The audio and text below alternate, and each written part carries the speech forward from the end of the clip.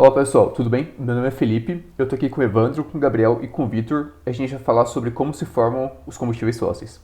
Primeiramente, só para ter um roteiro da nossa apresentação, primeiramente a gente vai falar dos tipos, depois da formação e depois das reservas desses combustíveis fósseis.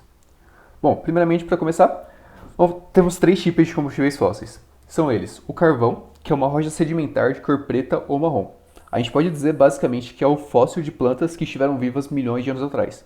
Foi o combustível que alimentou a primeira revolução industrial, mas o seu uso vem diminuindo devido a preocupações com o aquecimento global. Em seguida, a gente tem o petróleo, que é uma mistura de diversos óleos, formados por hidrocarbonetos, que são compostos químicos de carbonos e hidrogênios. Através do seu refinamento, conseguimos obter uma vasta quantidade de combustíveis e subprodutos que são essenciais para o mundo moderno. Devido a isso, é um combustível fóssil muito explorado atualmente, tendo grande valor comercial e político. E para finalizar, a gente tem o gás natural, que é uma mistura de gases formados também por hidrocarbonetos e que consiste principalmente de metano. É muito usado para geração de calor e eletricidade, também sendo usado como combustível em alguns veículos. Oi, eu sou o Vitor e vou falar sobre a formação do carvão em 4 etapas. Na primeira etapa, ocorre a deposição de matéria orgânica em regiões de águas rasas. Devido à baixa concentração de oxigênio, ocorre apenas degradação parcial e se forma a turfa, com menos de 60% de conteúdo de carbono. Na segunda etapa, se forma o lignito, com 65% de conteúdo de carbono, através do aumento de pressão por acúmulo de sedimentos sobre a turfa. Ainda pode possuir traços de material vegetal e tem potencial energético de 18 megajoules por quilograma. Na terceira etapa, se forma a rúlea, ou carvão macio, com 80% de conteúdo de carbono pelo aumento de pressão. Apresenta um potencial energético de 27 megajoules por quilograma. Na quarta etapa, se forma o antracito, ou carvão duro, com 95% de conteúdo de carbono. Já apresenta grau de metamorfismo e uma aparência mais lustrosa. Apresenta um potencial energético de 33 megajoules por quilograma. Olá, meu nome é Evandro e agora eu vou falar sobre a formação do petróleo e gás natural.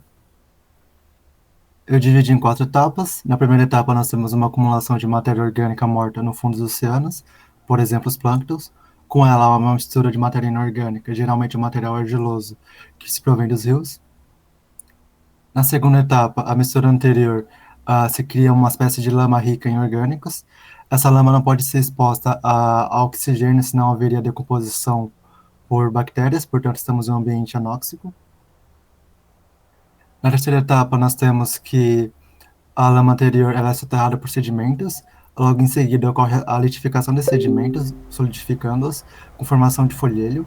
Se o folhelho estiver entre 2 e 4 km de profundidade, o folhelho se transforma em querogênio por causa do aumento da temperatura e pressão.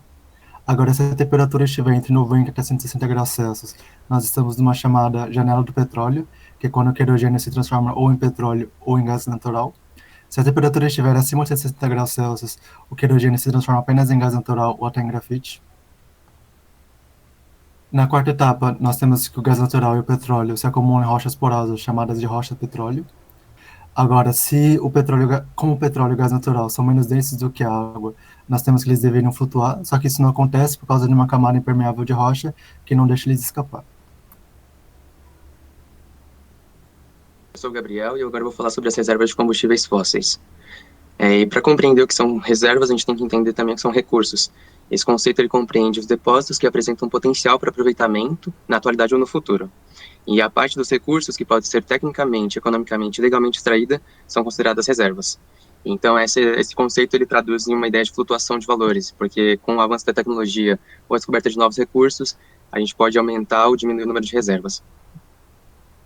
No ano de 2019, a gente vê nesse gráfico o número de barris estimados em reservas, de barris de petróleo, e a gente consegue ver que a Venezuela detém o maior número, com 48 bilhões, e a Venezuela, Arábia Saudita, Canadá, Irã e Iraque detêm 64% das reservas mundiais. Agora, o número